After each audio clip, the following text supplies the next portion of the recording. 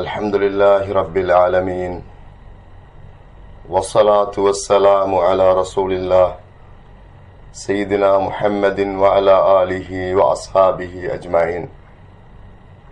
அன்பிற்குரிய சகோதரர்களே தாய்மார்களே,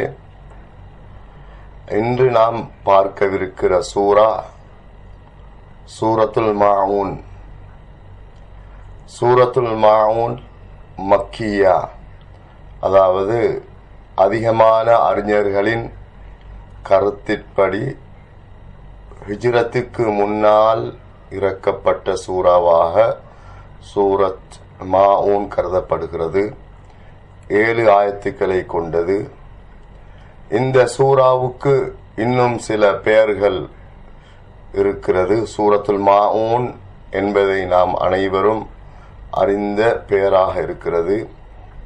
அதேபோன்று சூரத் அரஐத எனவும், சூரத் அரஐதல்லதி எனவும், சூரத்துத்தீன் எனவும், சூரத்துல் யதீம் எனவும், சூரத்து தக்தீப் எனவும் பல பெயர்கள் இந்த சூரத்துல் மாஊனுக்கு பெயர் சூட்டப்படுகிறது. இந்த சூரா இறக்கப்பட்ட காரணங்களில் முக்கிய ஒரு காரணமாக கீழ் வருமாறு சொல்லப்படுகிறது. அரஐதல்லதி யுக்கذிபு பித்தீன். நாம் சென்ற நம்முடைய வகுப்பில கூட பார்த்த ஒரு காஃபிர், குறைஷி காஃபிர் ஆஸ் இப்னு வாயில் அஸ்ஸஹமி, அவர்களுடைய விடயத்தில் இந்த சூரா இறங்கியதாகவும், இன்னும் ஒரு கருத்து வலீத் இப்னுல் முகீரா அவருடைய விஷயத்திலும், இன்னும் ஒரு கருத்தின் அடிப்படையில் அபூ ஜஹல் அவருடைய விடயத்திலும் இந்த சூரா இறக்கப்பட்டதாக பல கருத்துக்கள் சொல்லப்படுகிறது.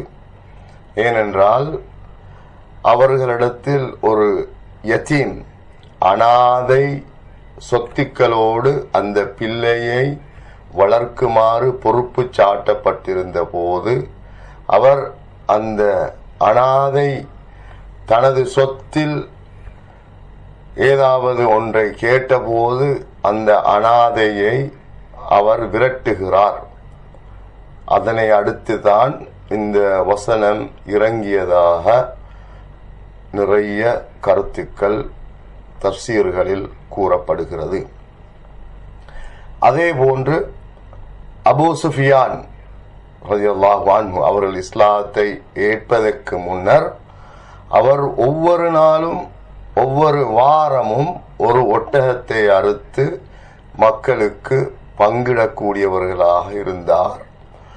ஒரு நாள் ஒரு அனாதை வந்து அவருக்கு சாப்பிட ஒன்றுமில்லாமல் அந்த இறைச்சியில் சிலதை கேட்டபோது அந்த அனாதையை அவர் அபூ சுஃபியான் துரத்திவிட்டார். எனவே இந்த வசனம் இறங்கியதாகவும் இன்னும் ஒரு கருத்து தஃசீர்களில் கூறப்படுகிறது. ஃபவைலுல்லில் முஸல்லீன் என்ற அந்த ஆயத் இறங்கியதற்கான காரணம் என்னென்று சொன்னால், முனாஃபிக்கீங்கள் முஸ்லிம்களை கண்டால் நல்லவர்கள் போல நடித்து முஸ்லிம்களோடு சேர்ந்து தொழுவார்கள். முஸ்லிம்கள் இல்லாத போது, அவர்கள் தனியே இருக்கும் போது அவர்கள் தொழமாட்டார்கள், தொழுகையை விட்டு விடுவார்கள். எனவேதான் அந்த ஃபவைலுல்லில் முஸல்லீன் அந்த முனாஃபிக்கீங்களுடைய விடயத்தில் இறங்கியது எனவும் சொல்லப்படுகிறது. அதே போன்றுதான் அந்த முனாஃபிக்கீங்கள் அடகு பொருட்களை, அதாவது எங்களுக்கு தெரியும், ஒரு மனிதனுக்கு ஏதாவது அடகுக்காக பொருள் கேட்டால், ஏதாவது ஒரு சின்ன பொருளையாவது கேட்டால் கொடுப்பது இஸ்லாத்தின் மிக உயர்ந்த பண்பாக கருதப்படுகிறது. ஆனால் இந்த முனாஃபிக்கீங்கள் முஸ்லிம்களுக்கு அப்படி அழகு பொருட்களை கொடுக்காமல் தடை செய்பவர்களாக இருந்தார்கள்.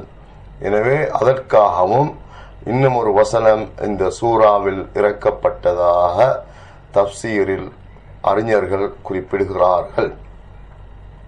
அன்பிற்குரிய சகோதரர்களே, இந்த சூரத்துல் மாஊன் எங்களுக்கு குறிப்பாக முஷ்ரிக்கீங்களுடைய மறுமை நாளை பொய்யென சொல்பவர்களுடைய 4 பண்புகளை குறித்து காட்டுகிறது. அதுதான் அவர்களிடத்தில் இருக்கிற அந்த குறைஷி காபிர்கள், அந்த மறுமையை மறுத்த அவர்களிடத்தில் இருக்கின்ற 4 பண்புகளில் அல் புஹ்ல், அவர்கள் கஞ்சத்தனம் கொண்டவர்களாக இருந்தார்கள். இரண்டாவதாக தொழுகையை அவர்கள் விட்டு விடுவார்கள். மூன்றாவது பண்பாக அவர்களிடத்திலிருந்து, அதாவது மோசமான பண்பாக இருந்தது ரியா, முகஸ்துதிக்காக தொழுகிற ஒரு மோசமான பழக்கம். அடுத்தது மன் உல் முஆவனா, அடுத்தவர்கள் சிறு பொருளையாவது கேட்டால் அதனை கொடுக்காமல் விரட்டி விடுகிற மோசமான பண்பு இருந்ததனால் அல்லாஹு தஆலா இந்த சூறாவில் அவர்களை பற்றி இகழ்ந்து பேசுகிறான். எனவே இந்த சூறாவில் முதல் வசனமாகிய அரஐத்தல்லதி யுகذிபு பித்தீன், அரஐத்த, அரபியில் அலிஃப் இஸ்திஃபாம், அதாவது கேள்வி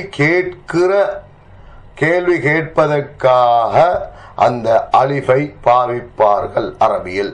அரஐத்த, நபியே நீங்கள் பார்க்கவில்லையா, அதாவது கேள்வி கேட்பது மாத்திரமல்ல, ஆச்சரியத்தோடும் எச்சரிக்கையோடும் அல்லாஹு தஆலா இந்த கேள்வியை கேட்கிறான்.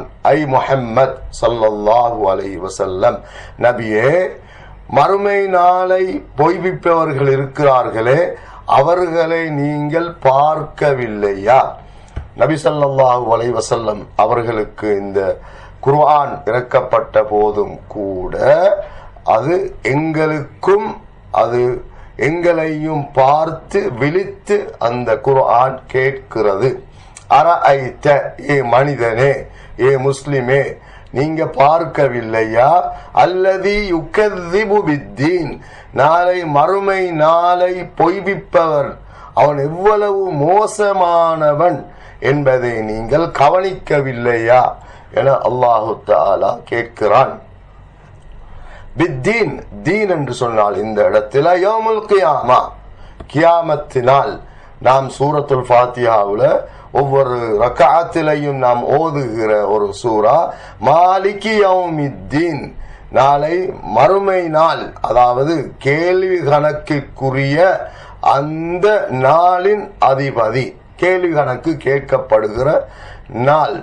அதே போன்றுதான் இன்னும் ஒரு வசனத்தில் அல்லாஹ் சொல்கிறான், வமா அதுராக்க மா யௌமுத்தீன், அந்த யௌமுத்தீன் என்றால் என்னவென்று உங்களுக்கு நபியே தெரியுமா? சும்மமா அதுராக்க மா யௌமுத்தீன், பிறகும், அதாவது அதனை மிக ஆழமாக உறுதியாக அந்த நாளை பற்றி, அதனுடைய அவசியத்தை பற்றி சொல்வதற்காக அல்லாஹ் திரும்பவும் சொல்கிறான், சும்மமா அதுராக்க மா யௌமுத்தீன், பிறகும் நான் நபியை உங்களிடத்தில் கேட்கிறேன், உங்களுக்கு தெரியுமா அந்த யௌமுத்தீன் என்றால் என்ன?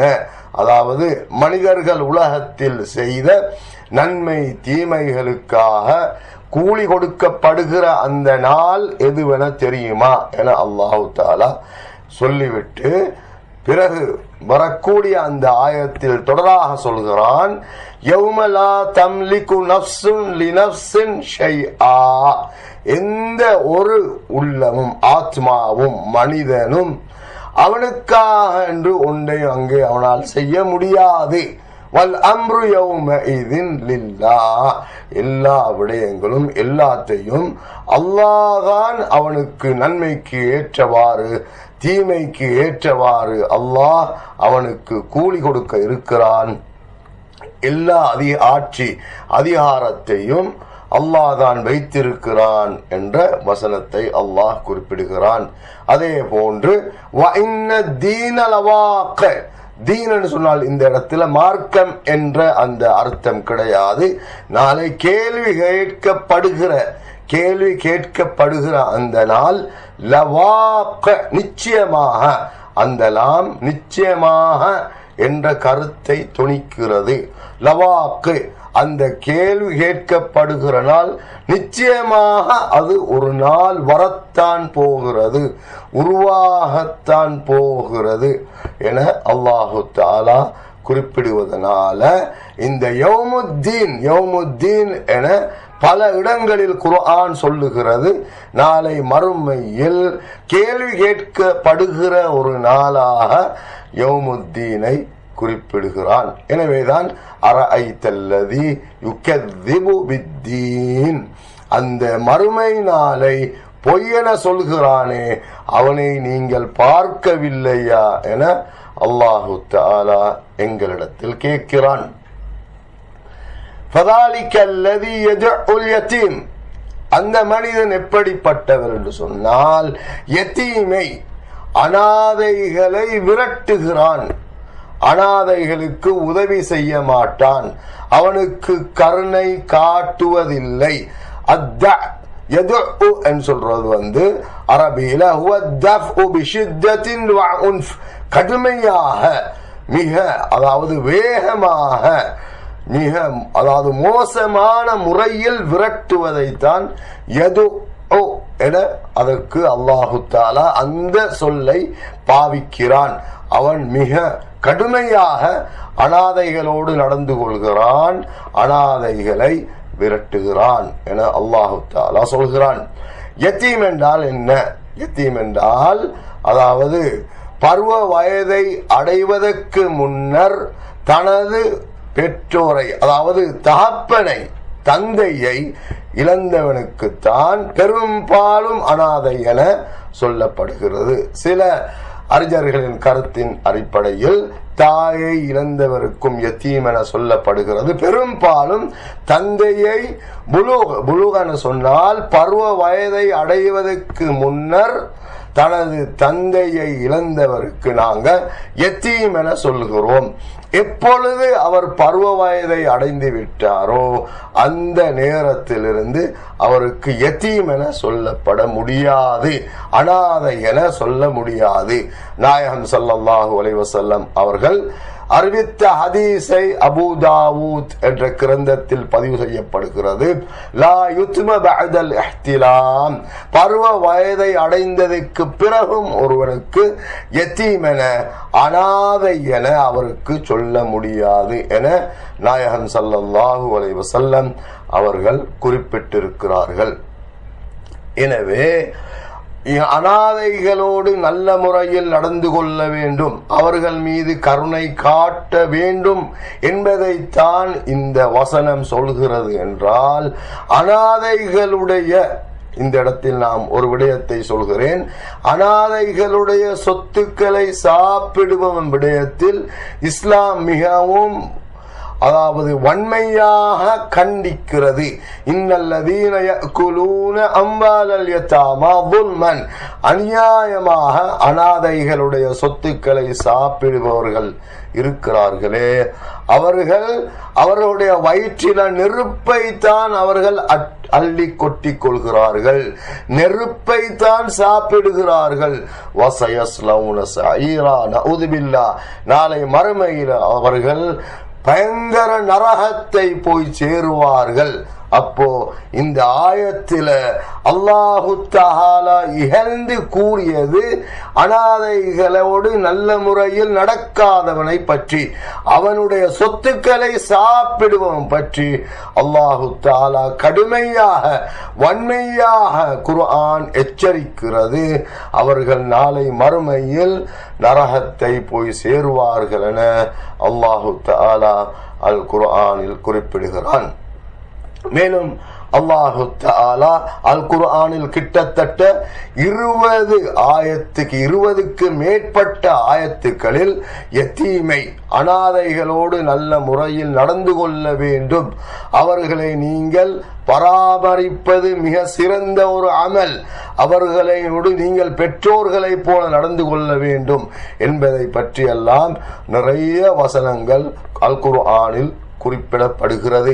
வயஸ்அலூனக அனில் யதாமா, அவர்கள் கேட்கிறார்கள் அனாதைகளை பற்றி, நபியே உங்களிடத்தில் அவர்கள் கேட்டால் குல் இஸ்லாஹும் லஹும் கைருன், இஸ்லாஹும் லஹும் கைர், அவர்களுக்கு சொல்லுங்க அவர்களோடு நீங்கள் நல்ல முறையில் நடந்து கொள்வது, அவர்களை கவனிப்பது, அவர்களை பராமரிப்பது மிக சிறந்த ஒரு வணக்கம் என நபியே நீங்கள் சொல்லுங்கள்.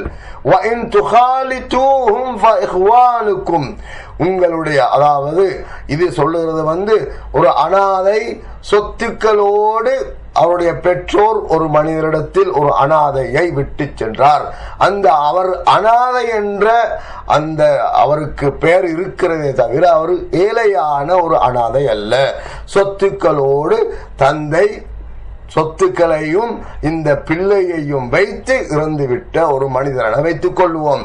எனவே அல்லாஹு தஆலா சொல்கிறான், வஇன் துகாலிதூஹும், உங்களுடைய சொத்துக்களை, அவர்களுடைய சொத்துக்களை நீங்கள் வேற பிரித்து அதனை அவர்கள் பருவமடைந்ததுக்கு பிறகு கொடுப்பதுதான் உங்களுடைய கடமை.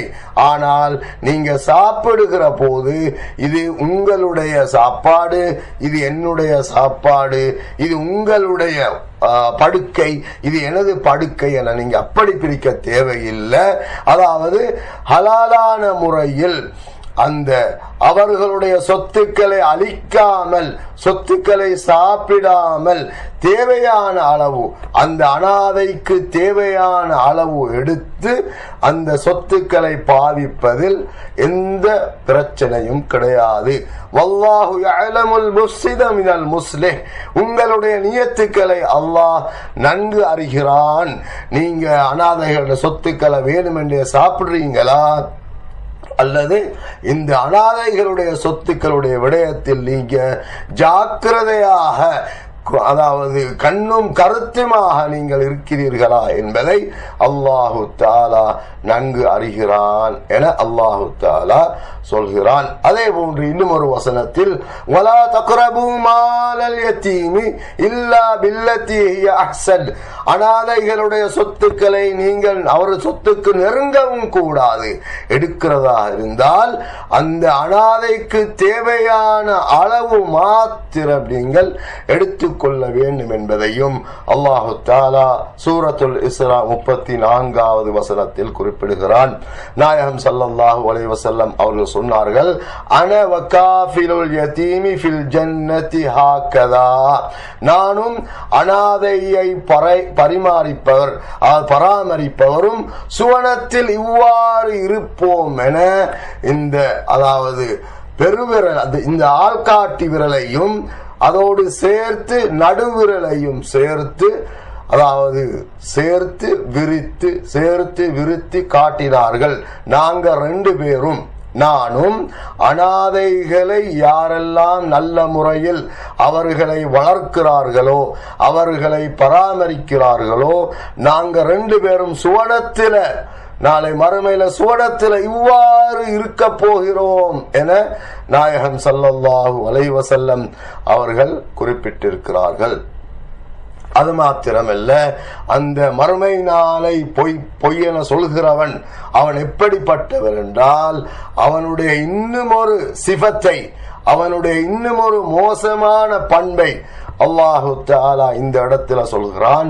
வலா யஹுல்லு அலா தஆமில் மிஸ்கீன், அவன் அது மாத்திரமல்ல, அனாதைகளை விரட்டுறது மாத்திரமல்ல, மிஸ்கீன்களுக்கு, ஏழைகளுக்கு அவன் உணவும் கொடுக்க மாட்டான்.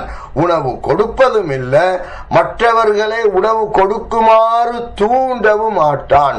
காரணம் என்னென்று சொன்னால், அவனுக்கு தானே மறுமை பற்றிய அந்த நம்பிக்கை கிடையாது. அவன் ஏற்கனவே மறுமையை மறந்ததனால் அல்லது மறுத்ததனால் அவன் அனாதைகளை கவனிக்கவும் இல்லை. அதே போன்று ஏழை எளியவர்களுக்கு அவன் உணவு கொடுக்கவும் மாட்டான். அப்படிப்பட்ட மோசமான பண்புகளை இந்த மனிதன் கொண்டிருக்கிறான் என அல்லாஹு தஆலா இந்த சூராவில் குறிப்பிடுகிறான். கல்லா பல் லா துக்ரிமூனல் யதீம் வலா தஹாதுன அலா தஆமில் மிஸ்கீன். இன்னும் ஒரு வசனம் சொல்லுகிறது சூரத்துல் ஃபஜ்ர்ல அதாவது அவர்கள் எப்படிப்பட்டவர்கள் என்றால் அனாதைகளை கண்ணியப்படுத்த மாட்டார்கள், அவர்களை கவனிக்க மாட்டார்கள், அதே போன்று ஏழைகளுக்கு சாப்பாடு கொடுக்கவும் மாட்டார்கள், சாப்பாடு கொடுக்குமாறு மற்றவர்களை அவர்கள் தூண்டவும் மாட்டார்கள் என அல்லாஹு தஆலா குறிப்பிட்டு அடுத்த வசனத்தில் அல்லாஹு தஆலா ஒன்றை சொல்லுகிறான். அன்பிற்குரிய சகோதரர்களே, ஃபவைலுல் லில் முஸல்லீன், தொழுபவர்களுக்கு நரகம் இருக்கிறது. நஊது பில்லாஹ். தொழுபவர்களுக்கா? ஆம், வயல் என்று சொல்றது ஒன்று அது பயங்கர வேதனை அல்லது நாசம் இருக்கிறது, அல்லது நரகத்தில் இருக்கின்ற மிக மோசமான பெரிய ஒரு பள்ளத்தாக்கு, ஒரு ஓடை என கூட சொல்லலாம். எனவே தொழுகிறவருக்கு வயல் என்ற அந்த ஓடை இருக்கிறது, அல்லது தண்டனை இருக்கிறது, அல்லது நாசம் இருக்கிறது என அல்லாஹு தஆலா அல் குர்ஆனில் குறிப்பிடுகிறான்.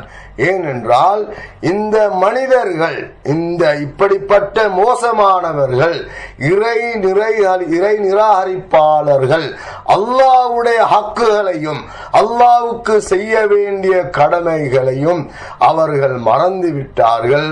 அதே போன்று அடுத்த மனிதர்களுக்கு செய்ய வேண்டிய கடமைகளை, உதவி உபகாரங்களையும் அல்லாஹு தஆலா அவர்கள் மறந்துவிட்டதாக அல்லாஹு தஆலா அல் குர்ஆனில் குறிப்பிடுகிறான். அன்பிற்குரிய சகோதரர்களே, எப்பொழுது ஒரு மனிதன் அல்லாஹ்வை மறக்கிறானோ, அல்லாஹ்வுடைய கடமைகளை மறக்கிறானோ, அல்லாஹ்வுக்கு செய்ய வேண்டிய அந்த வணக்கங்களை செய்யாமல் இருக்கிறானோ, அவன் நிச்சயமாக அடுத்த மனிதனுக்குரிய கடமைகளையும் சரியான முறையில் செய்ய மாட்டான். அல்லாஹ்வுக்கு பயப்படாதவன் அடுத்த மனிதர்களுக்கு உதவி செய்வது என்பது மிகவும் அரிதான ஒரு செயல் என்பதனால் தான் அல்லாஹு தஆலா அந்த மனிதர்களுக்கு இவர்கள் உபகாரம் செய்வதும் இல்லை, தொடராக அல்லாஹ்வுடைய விடயத்திலும் அவர்கள் மிக மோசமாக நடந்து கொள்கிறார்கள் என்பதைத்தான் அந்த வசனம், அதுக்கு அடுத்து வரக்கூடிய வசனம் குறிப்பிட்டு காட்டுகிறது.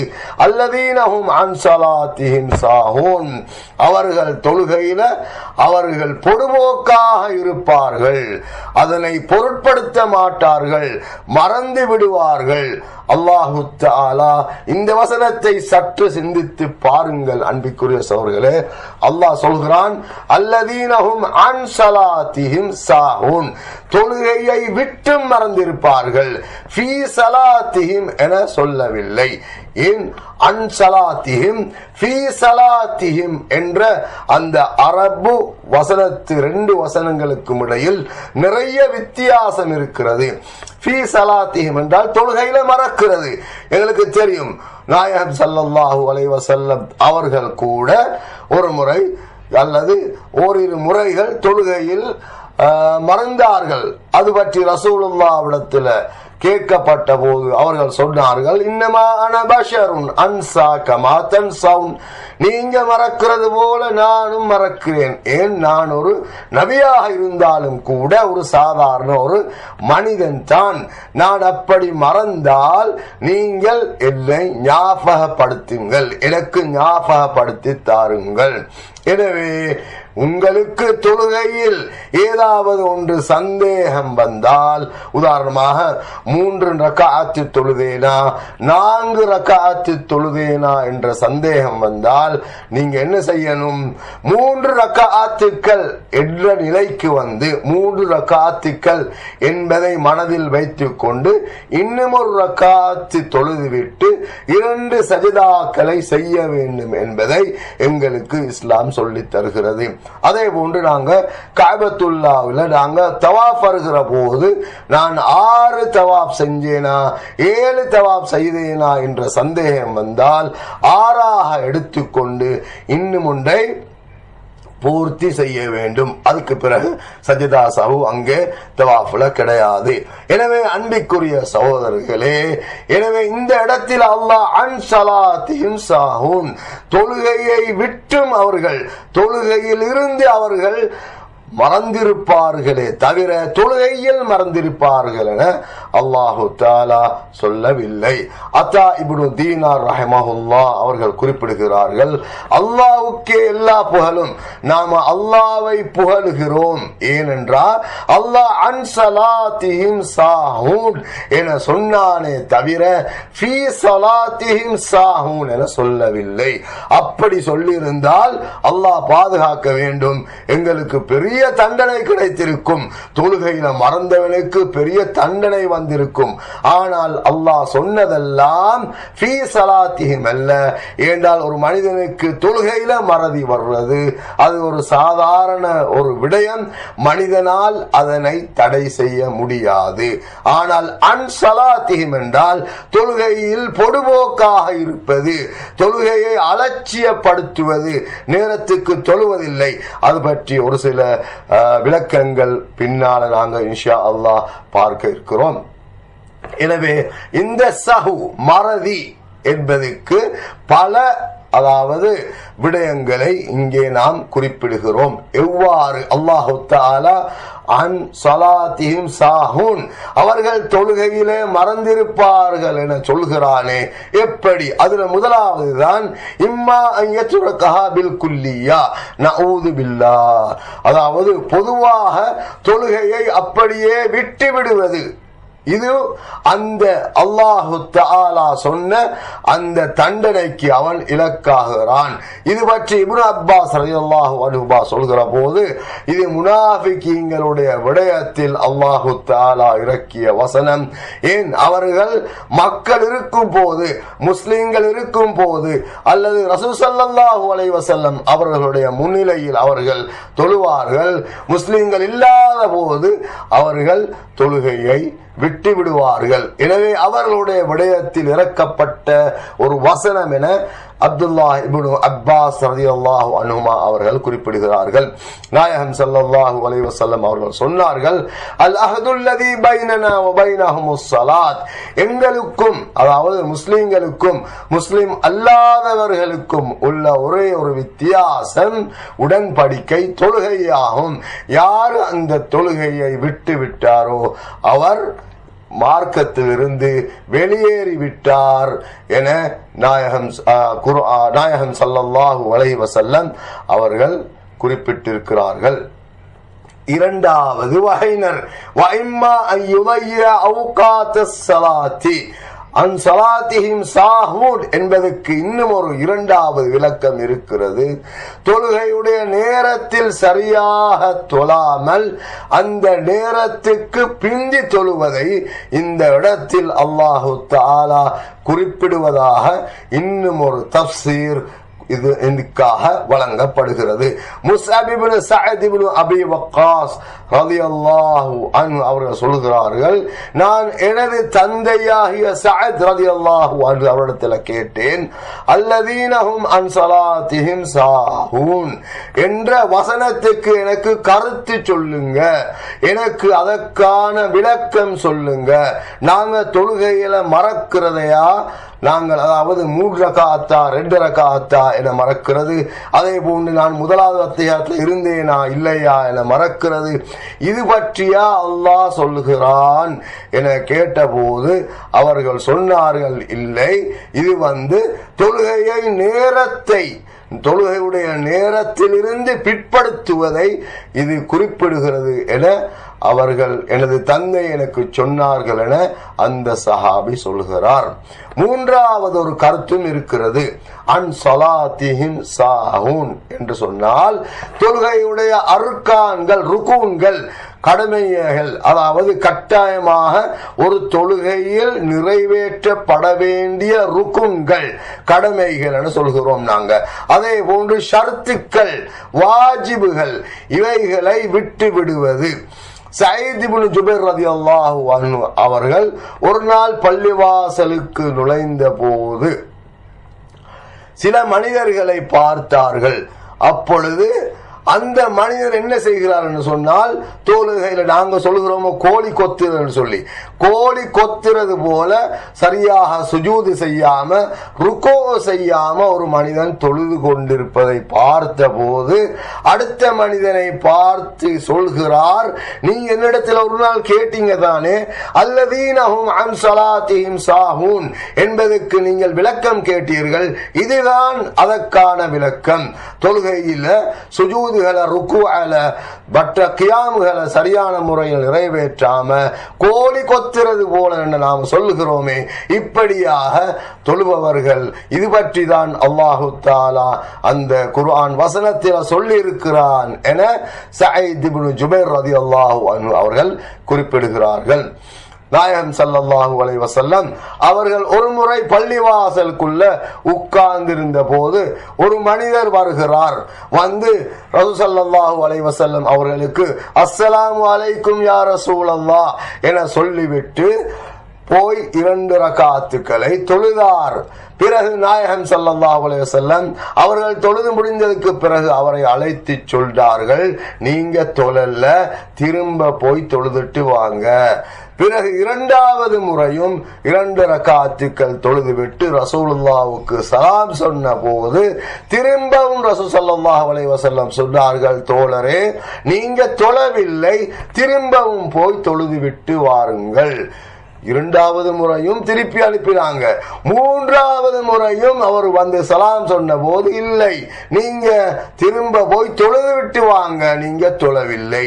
3வது முறைக்கு பிறகு அந்த சஹாபி கேட்கிறார், அதாவது உங்களை உண்மையாக அனுப்பிய அந்த அல்லாஹ் மீது சத்தியமிட்டு கேட்கிறேன், எனக்கு இதனை தவிர வேறு ஒன்றும் தெரியாது, எனவே எனக்கு தொழுகையை சொல்லித்தாருங்கள், நான் இவ்வாறு தொழ வேண்டும் என கேட்டபோது நாயகம் ஸல்லல்லாஹு அலைஹி வஸல்லம் அவர்கள் சொன்னார்கள், தொழுகைக்கு நின்றால் அல்லாஹு அக்பர் என தக்பீர் கட்டுங்கள், அதுக்கு பிறகு சூரத்துல் ஃபாத்தியாவுக்கு பிறகு உங்களுக்கு முடியுமான அளவுக்கு குர்ஆன்ல ஏதாவது ஓதிக்கொள்ளுங்கள், அதுக்கு பிறகு நீங்க ருகூ செய்யுங்க, அந்த ருகூலிருந்து நீங்கள் கொஞ்சம் தாமதிக்கணும், ருகூலிருந்து உடனடியாக நீங்கள் வந்துவிட வேண்டாம், ருகூவில் கொஞ்சம் தாமதிக்க வேண்டும். பிறகு நீங்க இஅ்திதாலுக்கு வாருங்க, வந்ததுக்கு பிறகு அந்த இஅ்திதாலிருந்து உடனடியாக நீங்க சுஜூதுக்கு போகாம அந்த இஅ்திதால்ல கொஞ்சம் தாமதிக்கணும். பிறகு நீங்க சுஜூதுக்கு செல்லுங்க, சுஜூதிலையும் நீங்கள் தாமதிக்கணும், உடனடியாக வந்துவிடக் கூடாது. பிறகு நடுஇருப்புக்கு வாருங்கள், உடனடியாக அடுத்த சுஜூதுக்கு நீங்க போகக்கூடாது, அந்த நடுஇருப்புலையும் கொஞ்ச நேரம் நீங்க நிக்கணும். இப்படியாக அத்தஹியாத்து தொழுகை முழுவதும் நீங்க அமைதியாக தொழ வேண்டும் என்பதை நாயகம் ஸல்லல்லாஹு அலைஹி வஸல்லம் அவர்கள் அந்த சஹாபிக்கு கற்றுக் கொடுத்தார்கள். இந்த ஹதீஸ் புகாரியில் பதிவு செய்யப்பட்டிருக்கிறது. எனவே இதையும் சேர்த்து அந்த வசனம் குறிப்பிடுகிறது. அதாவது தொழுகையில் அவர்கள் மறந்திருக்கிறார்கள், பொதுபோக்காக இருக்கிறார்கள் என்றால் அதனுடைய ஷர்த்துகளை, அதனுடைய ஃபர்துகளை, அதனுடைய ருக்குனுகளை பேணாமல் அவசரமாக தொழுபவர்களையும் குறிக்கிறது என சில தஃப்சீர்களில் இதற்கான விளக்கம் கொடுக்கப்படுகிறது. அடுத்ததாக 4வதாக நாம் தொழுகிறோம், ஆனால் எங்களுடைய உள்ளம் தொழுகையில இல்லை, இவர்களையும் சேர்த்து அந்த ஆயத்து, அந்த வசனம் சுட்டி காட்டுகிறது. இப்னு கதீர் ரஹ்மஹுல்லாஹ் அவர்கள் சொல்கிறார்கள், எனவே இந்த வசனம் இருக்கிறது இவர்களையும் கூட சேர்த்து இருக்கிறது. அவர்கள் தொழுகிறார்கள், ஆனால் அவர்களுடைய உள்ளம் தொழுகையில இல்ல, உள்ளம் வெளியே இருக்கிறது. எனவே எந்த அளவுக்கு எங்களுடைய உள்ளம் தொழுகையில இருக்கிறதோ அந்த அளவுக்கு எங்களுக்கு அல்லாஹு தஆலா நன்மை தருகிறான். எந்த அளவுக்கு வெளியே இருக்கிறதோ அந்த அளவுக்கு நன்மையை குறைப்பதாக இப்னு கதீர் ரஹ்மஹுல்லாஹ் அவர்கள் குறிப்பிடுகிறார்கள். எனவே அந்த விடயத்தில் நாம் மிகவும் கண்ணும் கருத்துமாக இருந்து கொள்ள வேண்டியிருக்கிறது. அன்பிற்குரிய சகோதரர்களே, அடுத்த வசனம் அல்லதீனஹும் யுராஊன், அவர்கள் என்ன செய்கிறார்கள் என்றால் அவர்கள் தொழுகிறார்கள், அமல்கள் செய்கிறார்கள், ஆனால் எதற்காக? முகஸ்துதிக்காக, மக்கள் பார்க்க வேண்டும் என்பதற்காக அவர்கள் தொழுகிறார்கள். அப்படிப்பட்டவர்களுக்கும் அந்த வயல் என்ற அதாபு நரகம் உண்டாகட்டும், அவர்களுக்கு வேதனை இருக்கிறது. நஊது பில்லாஹ் என அல் குர்ஆன் சொல்லுகிறது. நாயகம் ஸல்லல்லாஹு அலைஹி வஸல்லம் அவர்கள் சொன்னார்களே, நான் உங்களின் மீது நான் உங்களில பயப்படுகிற ஒரு மிக மோசமான ஒன்றுதான் அஷ்ஷிருக்குல் அஸ்கர், சிறிய ஷிர்க் என சொன்னார்கள். அப்பொழுது சஹாபாக்கள் கேட்டார்கள், யா ரசூலல்லாஹ், சிறிய ஷிர்க் என்றால் என்ன? ரசூலுல்லாஹ் சொன்னார்கள், அதுதான் ரியா, முகஸ்துதி. நாளை மறுமையில் அல்லாஹு தஆலா எல்லோருக்கும் அவர்களுக்குரிய அமல்களுக்கு ஏற்பவாறு கூலிகள் கொடுக்கப்பட்டதுக்கு பிறகு முகஸ்துதிக்காக அமல் செய்பவர்களை அல்லாஹ் அழைத்து வருகிறான். அழைத்து வந்து சொல்கிறான், நீங்க உலகத்தில் வாழ்கிற போது யாருக்காக நீங்கள் அமல் செய்தீர்களோ அவர்களிடத்தில் போய் உங்களுக்கான நன்மை இருக்கிறதா, உங்களுக்கான சுவனம் இருக்கிறதா என போய் தேடி பார்த்து கொள்ளுங்கள் என அவர்களை திருப்பி அனுப்புவதாக நஊது பில்லாஹ் நாயகம் ஸல்லல்லாஹு அலைஹி வஸல்லம் அவர்கள் குறிப்பிட்டார்கள். எனவே இப்படியான அல்லாஹ் பாதுகாக்க வேண்டும், என்னையும் உங்களையும் அல்லாஹ் இந்த முகஸ்திலிருந்து பாதுகாக்க வேண்டும் என நாம் பிரார்த்திப்பதோடு, இதற்கான மருந்து என்ன, இதற்கான வழிமுறை என்ன, அதுக்கு சில, அதாவது இஹ்லாஸை பற்றி சில அறிஞர்கள் சொல்லுகிற போது, நீங்க மக்களுக்கு மத்தியில எப்படி தொழுவீர்களோ அதே போன்றுதான் நீங்கள் தனிமையில் இருக்கும் போது தொழ வேண்டும். நீங்க மக்களுக்கு மத்தியில் இருக்கும் போது எப்படி நீங்க தான தர்மங்களை கொடுப்பீர்களோ இதே போன்றுதான் தனிமையில் இருக்கிற போதும் நீங்கள் கொடுத்து உங்களுடைய இஹ்லாஸை நீங்கள் உறுதிப்படுத்திக் கொள்ளுங்கள்.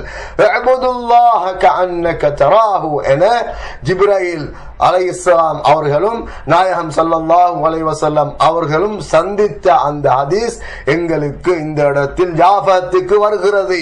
உஅ்புதில்லாஹ, இஹ்லாஸ் என்றால் என்ன நபியே, இஹ்சான் என்றால் என்ன, உல தூய்மை என்றால் என்ன என நபியிடத்தில் கேட்கப்பட்ட போது என்ன சொன்னார்கள்? நீங்க அல்லாஹ்வை வணங்க வேண்டும், கஅன்னக தராஹு, அல்லாஹ்வை நீங்க பார்த்து கொண்டிருப்பது போல நீங்க அல்லாஹ்வை தொழ வேண்டும். ஃபஇல்லம் தகுன் தராஹு ஃபஇன்னஹு யராக, நீங்க அல்லாஹ்வை பார்க்காவிட்டாலும் அல்லாஹ் உங்களை பார்த்து கொண்டிருக்கிறான் என்ற எண்ணத்தோடு நீங்கள் தொழுவதுதான் உண்மையான இஹ்லாஸ். வமா உமிரு இல்லா லியஅ்புதுல்லாஹ முஹ்லிஸீன, அவர்கள் எவ்வாறு வணக்கம் செய்யுமாறு இறைவனால் ஏவப்பட்டார்கள் என்றால் இஹ்லாஸோடு தான் அவர்கள் வணக்கம் செய்யுமாறு ஏவப்பட்டிருக்கிறார்கள் என்பதை அல்லாஹு தஆலா அல் குர்ஆனில் குறிப்பிடுகிறான். எனவே இந்த இஹ்லாஸுக்கு எங்களுக்கு உறுதுணையாக இருக்கிற சில விடயத்தை நான் இந்த இடத்துல சொல்லிக் கொள்கிறேன். முதலாவது, நாங்க அல்லாஹ்விடத்துல துஆ கேட்கணும். யா அல்லாஹ், எனக்கு இஹ்லாஸை கொடுப்பாயாக, என்னிடத்திலிருந்து முகஸ்துதியை நீ இல்லாமல் செய்வாயாக என பிரார்த்தனை செய்வது. இரண்டாவது, நாம் எந்த அமலை செய்ததாக இருந்தாலும் மனிதர்கள் பார்க்க வேண்டும் என்ற எண்ணம் கொஞ்சமாவது எங்களுடைய உள்ளத்தில் இருக்கக்கூடாது. அல்லது இப்படிப்பட்ட ஒரு மனிதன் அப்படியெல்லாம் நல்ல நல்ல வேலைகளை செய்து கொண்டிருக்கிறார் என மக்கள் பேச வேண்டும் என்ற எண்ணம் எங்களுடைய எண்ணத்தில் கொஞ்சமாவது இருக்கக்கூடாது.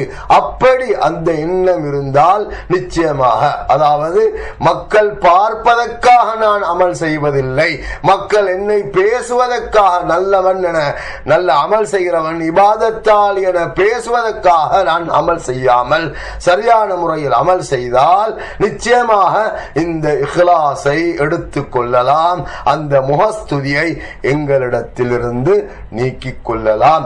நாயகம் ஸல்லல்லாஹு அலைஹி வஸல்லம் சொன்னார்கள், மை யுஸம்மி யுஸம்மி இல்லாஹு பிஹி வ மை யுராஇ யுராஇ இல்லாஹு பிஹி.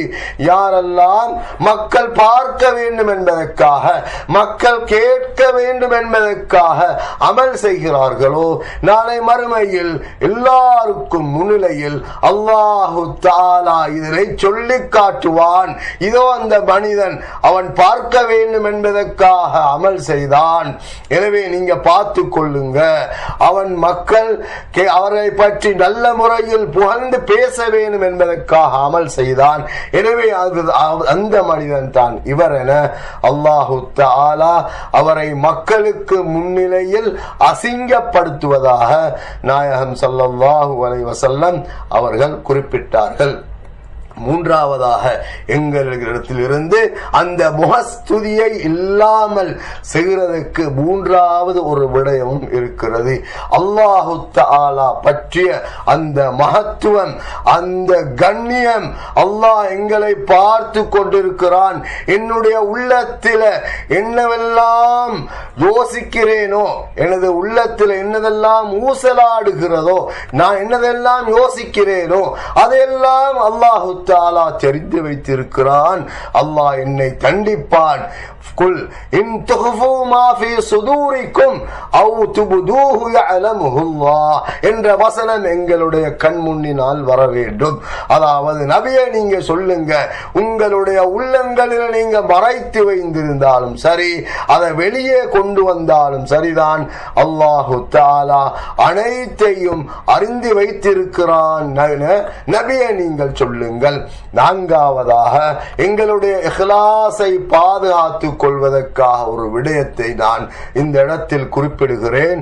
எங்களுடைய எல்லா அமல்களையும் அல்லாஹ்வை தவிர வேறு யாரும் பார்க்க கூடாது என்ற முயற்சியில், என்ற முனைப்பில் நான் எங்களுடைய அமல்களை செய்வதற்கு நாம் ஆயத்தமாக வேண்டும்.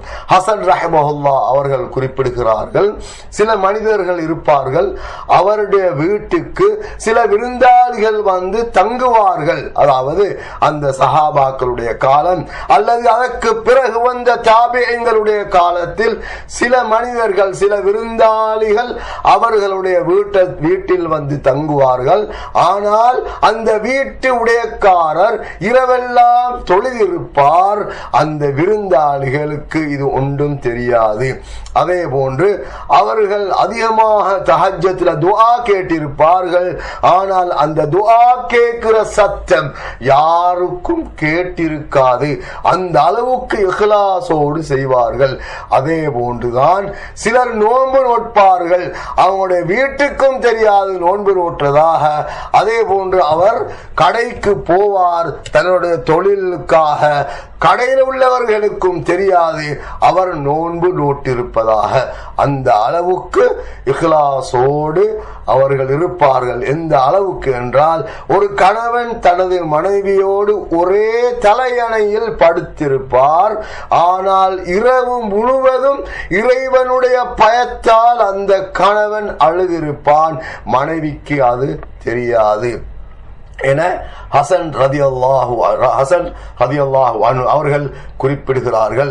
அலி இப்னுல் ஹசன் என்ற அந்த மாமேதை ஹசன் ரலியல்லாஹு அன்ஹு அவர்களுடைய மகனாகிய அலி ரலியல்லாஹு அன்ஹு அவர்கள் வஃபாத்தான போது அவர்களுடைய ஆடை அங்கே களையப்படுகிறது, அவரை குளிப்பாட்டி கஃன் செய்வதற்காக. அப்பொழுது அவருடைய முதுகில நிறைய அடையாளங்களை அங்கே கண்டு கொண்டார்கள்.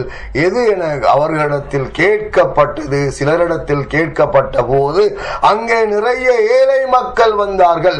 அவருடைய முதுகில அவர்கள் மூடை மூடையாக சுமந்து கொண்டு இரவு வேளைகளில் எங்களுடைய வீட்டுக்கு முன்னர் அவர்கள் உணவுகளை கொண்டு வந்து வைத்து விடுவார். எனவே அந்த அடையாளங்கள் தான் அவர்களுடைய முதுகில் காணப்பட்டது என அந்த ஏழைகள் இவர்களை பார்த்து சொன்னார்கள். அதே போன்றுதான் இன்னும் ஒன்றை நாங்கள் ஞாபகம் வைத்துக் கொள்ள வேண்டும். நாங்கள் செய்கிற அமல்கள் எல்லாம் யாருக்காக செய்கிறது? அல்லாஹுக்காக செய்கிறோம் என்ற அந்த தூய எண்ணம் இருக்க வேண்டும். யாரு புகழ்ந்தாலும் யாரு இகழ்ந்தாலும் அதில் எந்த விதமான பிரயோசனமும் எங்களுக்கு கிடையாது. எல்லாம் இறைவனுக்காகத்தான் நாம் செய்கிறோம் என்ற அந்த எண்ணத்தோடு செய்கிற போது நிச்சயமாக அந்த முகஸ்துதி எங்களை விட்டு விலகிவிடும். இறுதியாக அப்படிப்பட்டவர்கள் அந்த இறை நிராகரிப்பாளர்கள் என்ன செய்கிறார்கள் என்று சொன்னால், சிறு சிறு பொருட்களை கூட மக்களுக்கு கொடுக்காமல் தடை செய்வார்கள். அடகுக்காக கேட்டாலும் கூட சிலர் சொல்லுவார்கள், உங்களுடைய அந்த சாமான கொஞ்சம் தாருங்க, உங்களுடைய அந்த ஏதாவது ஒரு பொருளை கேட்டு சொல்வார்கள், அந்த கத்தியை கொஞ்சம் தாருங்க, அல்லது ஏதாவது சின்ன ஒரு பொருளையாவது கேட்கும் போது அதை கூட கொடுக்க மாட்டார்கள். இப்படிப்பட்டவர்கள் தான் அந்த இறை நிராகரிப்பாளர்கள்.